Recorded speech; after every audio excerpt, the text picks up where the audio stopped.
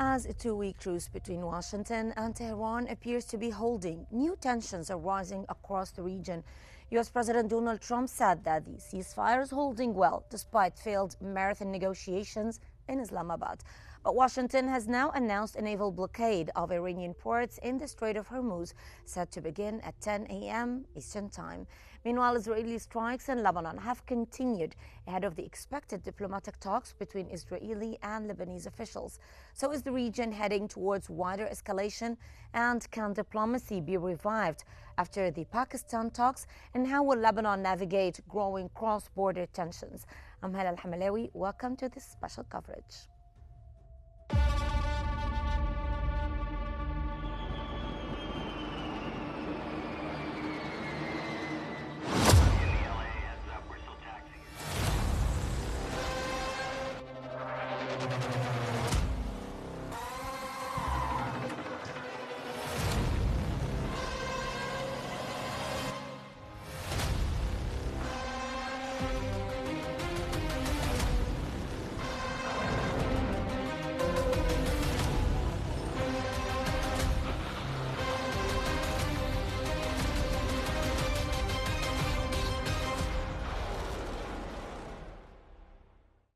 U.S. President Donald Trump said that he is not concerned about Iran returning to the negotiations, warning that he will not allow Tehran to develop a nuclear weapon.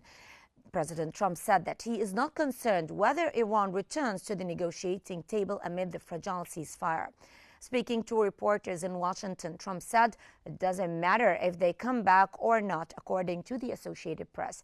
He also accused Iran of continuing to seek nuclear weapons, citing recent talks led by Vice President J.D. Vance, and reiterated that Washington will not allow Tehran to obtain such capabilities.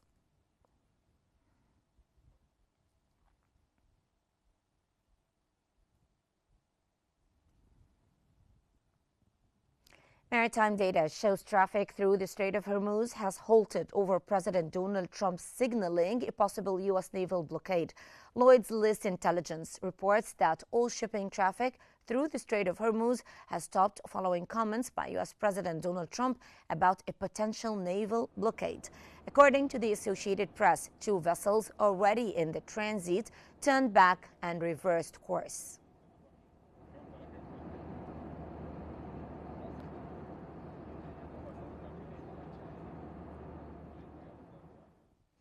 President Donald Trump said that the temporary ceasefire with Iran is holding, while confirming plans to impose a blockade on the Strait of Hormuz. U.S. President Donald Trump said that the two-week ceasefire with Iran is holding up well, following failed negotiations held in Pakistan. Speaking to reporters in Washington after returning from Florida, Trump claimed Iran's military capabilities had been severely weakened. According to CNN, he also confirmed the United States will begin imposing a blockade on the Strait of Hormuz at 10 a.m. Eastern Time on Monday, marking a significant escalation in regional tensions.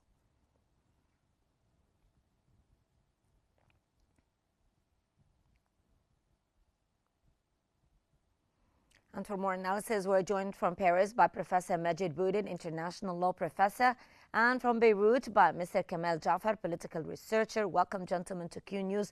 Mr. Jafar, now Israel launched strikes overnight in southern Lebanon, several areas, resulting in deaths and, of course, injuries, even as diplomatic talks are scheduled this week. So how should Lebanon interpret the continuation of these strikes amid the preparations for the negotiations?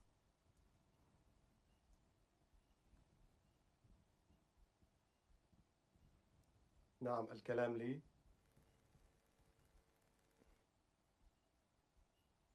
نعم. Yes, sir. You want me to repeat my question?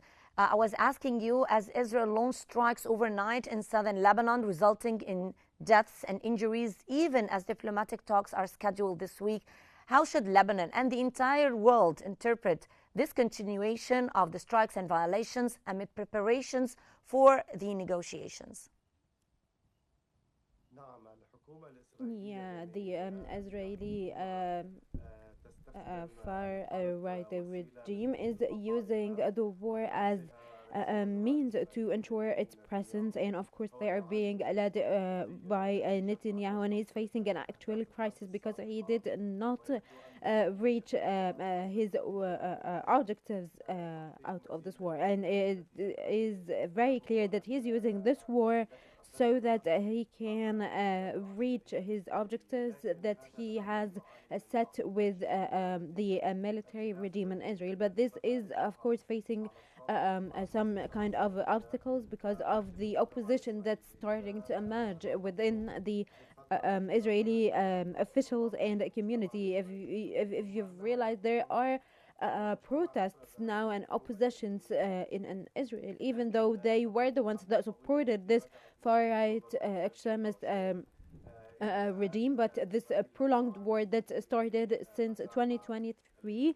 with Gaza and then now with Iran, Israel hasn't been able to have some peace, and they have been enjoying a lot. And so this is why factions in Gaza and Lebanon have been using time as a leverage.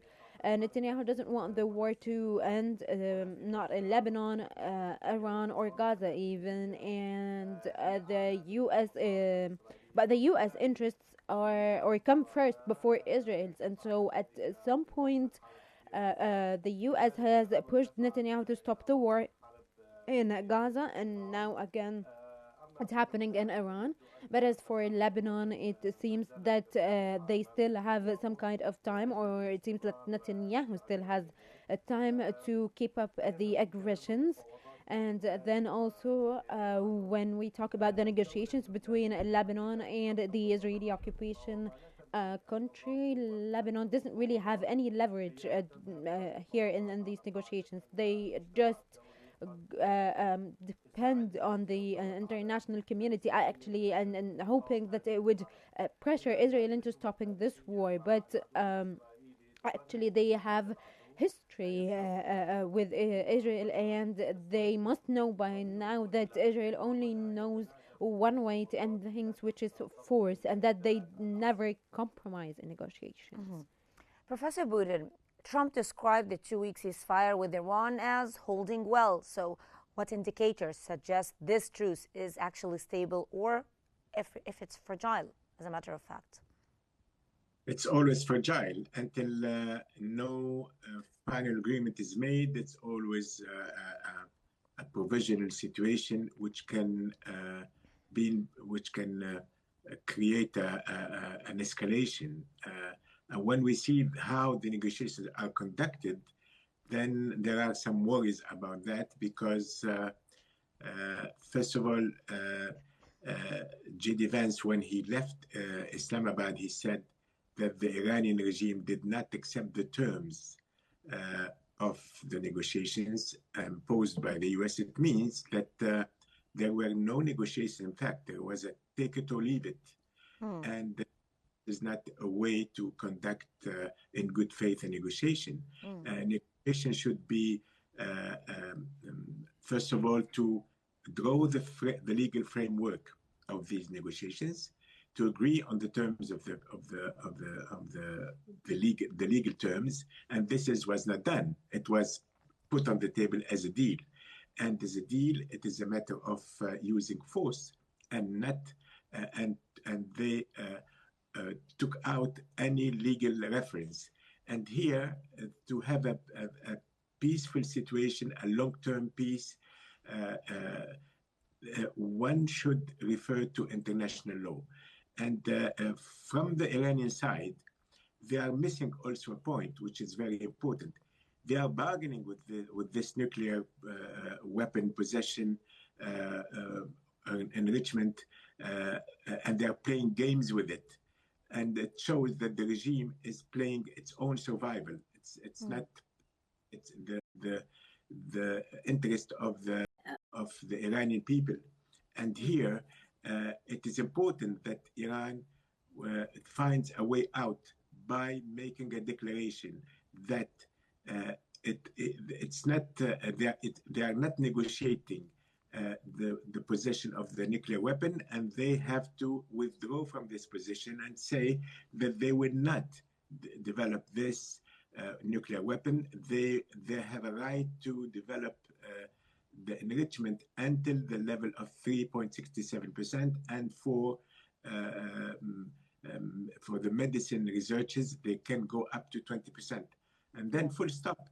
They have to commit themselves to dilute these enrichment from 60% where they have reached it, which are very close to the 90%, and they have to make a commitment without negotiation. This is not a negotiation. This is a commitment for the Iranian people, and this is a commitment for the people in the area, for the Middle East countries. And they can stop everything and leave J.D. Vance or Donald Trump or whatever, or Netanyahu, in another position, and then they will not have any leverage to continue this war. This is the key is in the hands of the Iranian regime, and nobody will regret anything which happened to the Iranian regime, but everybody must prevent anything can happen to the Iranian population and to the area of the population of the area, all the Middle East countries. This is the key point. Mr. Jafar, now Israeli and Lebanese diplomats are expected to engage in talks soon. So from Beirut's perspective, what are the realistic objectives of these negotiations under the current security conditions and the Israeli violations? Yeah, as you know, in Lebanon there are two sides that have opposing point of views on the current negotiations with the Israeli occupation country. As you know, the first one is the first side is the resistance side. They said that they can have indirect negotiations with Israel, like what happened with the mechanism committee before. Because direct negotiations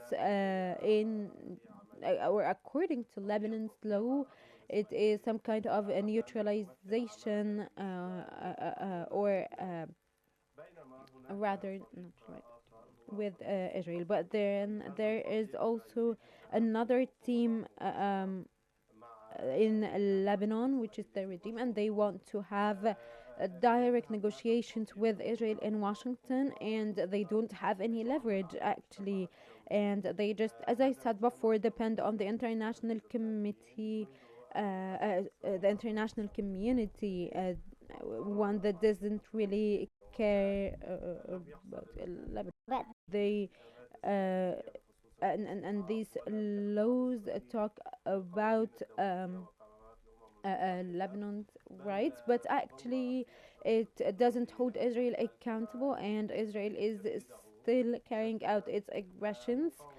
And as you know, back in 2000, the resistance factions were able to they were able to get Israel out of the country, but yeah, I think that such things or direct negotiations are actually or will be in vain, because as I said, Lebanon doesn't have leverage, and they don't want to use the wins that the resistance is carrying out in South Lebanon, because they cost them a lot, or cost Israel a lot actually. And so in southern Lebanon, they've been trying to get Israel to stop. And so this is the scenario in Lebanon. As I said, they are divided on how to handle these negotiations. But actually, the Israeli ambassador in the U.S. has said that he wants Israel and Lebanon to reach peace through these negotiations, and this is actually contradicts with what Lebanon has said, which is saying that they need an immediate ceasefire, but the Israelis have said that this is not on the table right now. And so it seems like there is a huge gap between the point of views here if we look at the statements of both sides, and so I don't think that there will be any agreement anytime soon between Lebanon and Israel.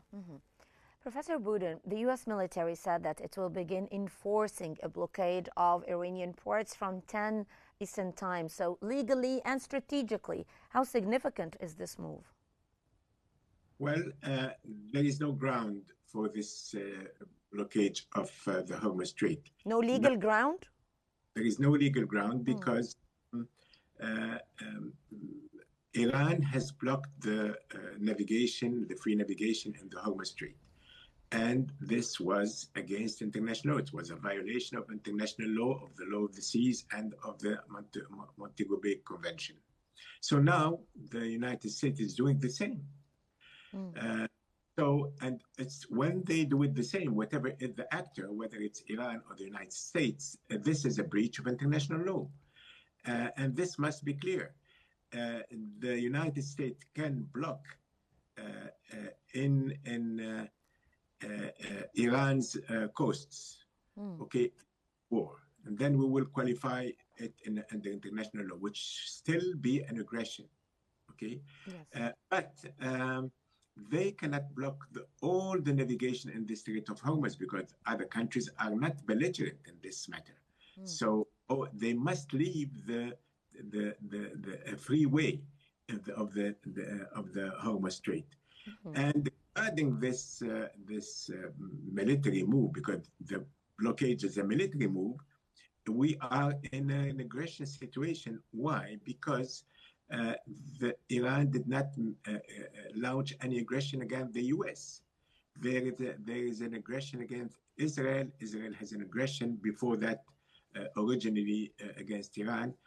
And the U.S. is involving itself because Netanyahu has pulled the legs of Trump, and Trump could not get out of it.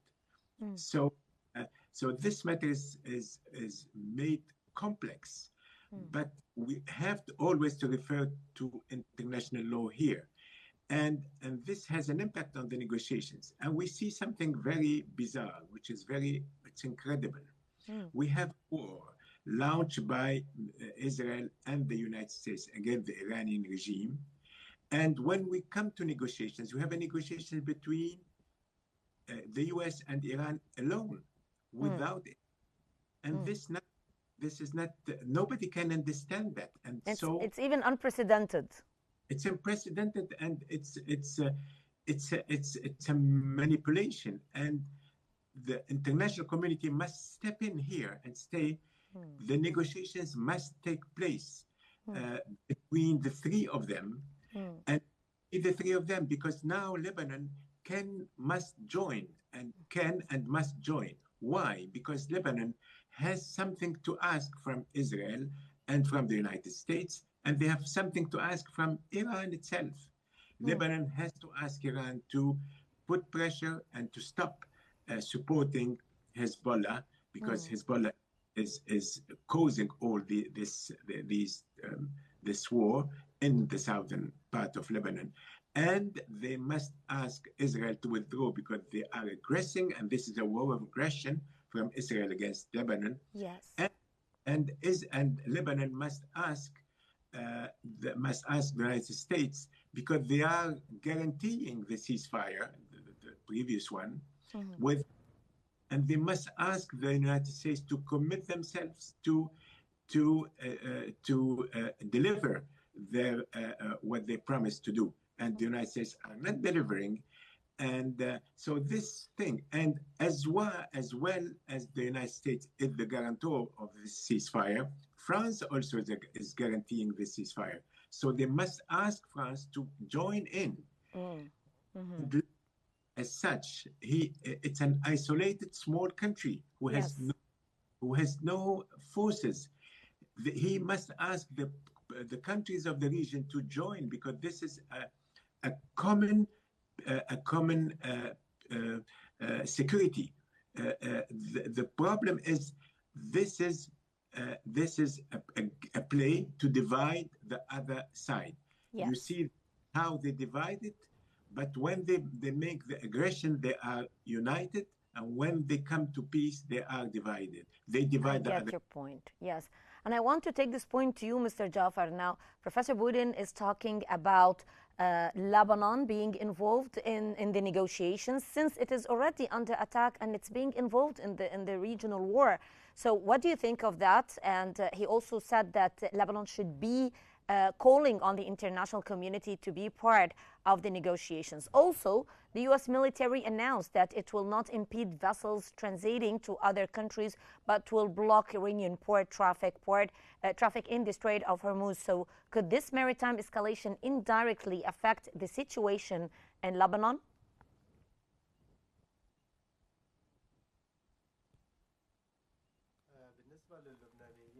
As for the Lebanese people, their land is still occupied and that they won't start a war against the Israelis. The Israeli aggressions, as I just mentioned, they have been going on since 1982 and even before that. And up till now, the 5 points that Israel has control of in southern Lebanon, they are Lebanese lands. And so the Lebanese has the right to defend their land and to make sure to free it. And then, as you also know, there are Lebanese detainees in Israeli prisons, and the resistance in Lebanon have been working to free these detainees. And we had negotiations before, actually, but the Israeli occupation army made sure to stall and put obstacles in the way of reconstruction and healing in southern Lebanon, even though it was part of the agreement. Israel did not commit to any point of the previous ceasefire, and so here this everything that I'm talking about here is not real. The Lebanese want to get their rights back from the Israelis and not the other way around. And so the Lebanese people have the right to use all the leverage they can to get back their rights. And I also want to mention that that in Syria, no single bullet was fired against Israel, but actually Israel did destroy the or Syria's military infrastructure without having any aggressions or any problems with the new regime. And then also they were the ones that started the war on Iran, and they started attacking Iran's military capabilities and livelihood. And this is actually shows or tells us why things are going the way they are in this new phase, having some kind of blockade on around ports. And so this is a new challenge for Iran now, with their factions or proxies in the region. And so Iran has made sure that war and negotiations include these proxies, and then vice the exact same thing happened for the factions. And so I think that the negotiations have failed partially because they or having a ceasefire in Lebanon was mentioned, and so this new blockade phase on Iranian ports is some kind of U.S. pressure in one way or another, so that they can get to their objectives because of the challenges that they encountered in Pakistan.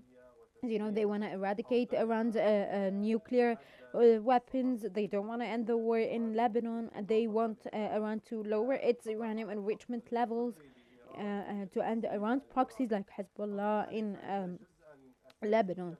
And so an integral part of the Iranian-US negotiations had to do with Iran's proxies in the region. The US wants them to or to dismantle this coalition by blocking Iran or not allowing Iran to support these factions in the region. And so, yeah, this actually affects Lebanon directly and affects the Israeli war and aggression on Lebanon. Mm-hmm. Professor Boudin, now Trump wrote that the U.S. Navy would blockade any and all ships entering or leaving Iranian ports. So how does this align with international maritime law? Legal perspective here, of course. Yes, but this is, it's contrary to international law. It's a violation. international law. It's an escalation toward against other countries. All the oil supply to China now will be jeopardized, and the United States has to expect a reaction from Beijing. So this will be crucial. India also will see its economy jeopardized by this blockade, and India and China will not stay voiceless. So they will come in this. So the matter is, this escalation is widening the scope of this dispute and this war, and this is alarming. And one must understand here and now must understand at least few things. First of all, the deep mind of Netanyahu and its team. What Netanyahu wants now is not the collapse of the regime change of Iran. It's not his goal. His goal is to create chaos and to maintain the first ally and the best ally of Netanyahu is the Iranian regime. And the best ally in Lebanon is the Hezbollah. Because without Hezbollah, without the Iranian regime, without the Houthis, Netanyahu cannot continue his war and cannot gain his targets. And so the chaos situation, this is the deep mind of Netanyahu. So we have to dig in this deep mind and not go into just superficial interpretation about what Netanyahu is saying, what Trump is saying. All this is the smoke of the war. And this is a strategical matter. The second point, and this is important, the second point for the United States, and the United States, they are not sharing the point of view of Netanyahu, even if they have been pulled in this matter, but they have a responsibility, and they have a responsibility in the future. We see what this Iranian war has caused. It has caused that Putin has won a lot of things in this war. The oil increase and the oil supply, a lot of money to continue the war in Ukraine. The war in Ukraine is forgotten. And like for Netanyahu, the war in Gaza is forgotten. So this is a very important thing. And the United States is losing a lot of credibility and trust with the other countries in the world, because we'll have to remember what Henry Kissinger, who was the foreign minister, the foreign secretary of state of the United States, and he's the spokesman officially under international law. What he says is the say of the United States. He said, when there is an asymmetric war, the weaker part. He was speaking in 1969 about Vietnam, and nobody was supporting the communist regime in Vietnam, but we are talking about the Vietnam as a state and as population.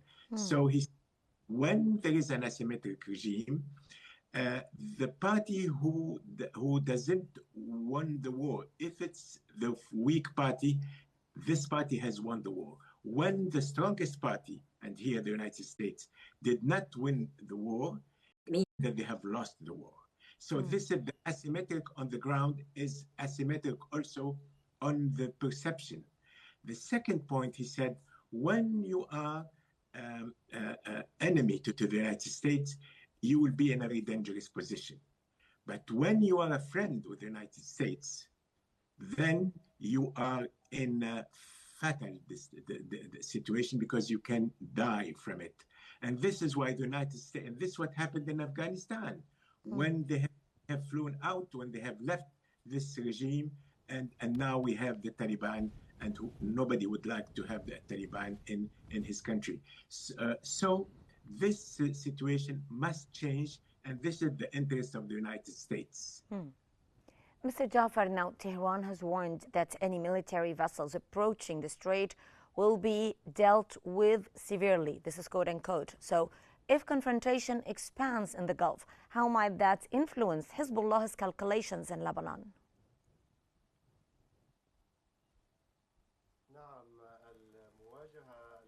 Yeah, the confrontation that can happen between the US and Iran can actually be renewed, and I think that it is within the same context of the previous war that ended after 40 days of war. Resistance in Lebanon is still ongoing because they want to reach their objectives, and they want to make sure that Israel endures as much losses as possible so that they can prolong this war, and or they're using time as leverage to prolong the war and cost Israel a lot, and this will also use up Israel's capabilities, especially in Lebanon. The resistance factions want or are very determined to free the detainees, to start reconstruction, to stop the Israeli aggressions that haven't stopped since the previous ceasefire was declared. And so, if this war is renewed between Iran and Israel and the U.S., then or it will have direct implications in Lebanon, and they are real ones because the factions and resistance factions in the region get support from Iran, and this is something that we cannot untangle, and it is one of the negotiation points here. That in these negotiations, and they were a crucial point, and I don't think that Iran will be giving up this or giving up this leverage, because they have actually reached some kind of progress here against the greatest force in the world. As you know, they've been stockpiling these capabilities for over 250 years. It is a country, and talking here about the U.S., they went to World War One and World War Two without having a single bullet fired into the United States, and so all of this halo, or the U.S. halo here, was facing during the 40 days of war. They were facing a country that was just established not so long ago, and so this is a win for Iran, and it needs to be taken into account during the negotiations process. And I don't think that Iran should be compromising with the Iran with the U.S. That the U.S. They shouldn't give the U.S. something that they cannot reach if they keep up or if they keep up the war. And so, as I said, if the war renews or prolongs, this will reflect and have direct implications when it comes to Lebanon and Hezbollah. And so, I don't think that the U.S. with all its allies will be working towards detangling the cooperation between these factions and Iran. And if their military capabilities couldn't do it, then the negotiations won't be able to either. And as I said, Iran thinks of the factions as one of its main defense forces, and the factions also see Iran the same way. And so this is very complicated that the U.S. cannot entangle through a policy. Yes, I get your point, sir. And I'd like to thank our dear guests who joined us in this special coverage, Professor Majid Boudin, international law professor, and also Mr. Kamal Jafar, political researcher. Thank you so much, gentlemen, for your valuable insights. Ladies and gentlemen, this brings us to the end of this special coverage. I'm Halal Hamalawi. Thank you so much for watching. Stay tuned for more updates here on Q News.